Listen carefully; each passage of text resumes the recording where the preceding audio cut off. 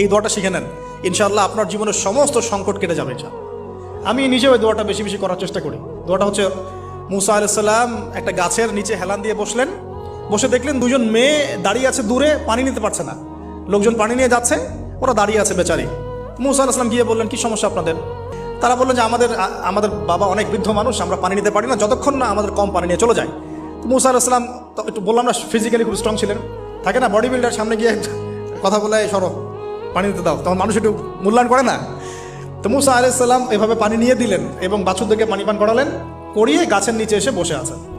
বসে বসে তিনি দোয়া করছেন, এই যে দোয়াটা তিনি দোয়া করছেন, রব্বি, একটা নেক কাজ করলেন না, মানুষের উপকার করলেন, নেক কাজ করে এসে গাছের নিচে বসে দোয়া করছেন, আল্লাহ এখানে তো আমার খাবার পানি বাসস্থান কিছুই নাই, আমি কি করব?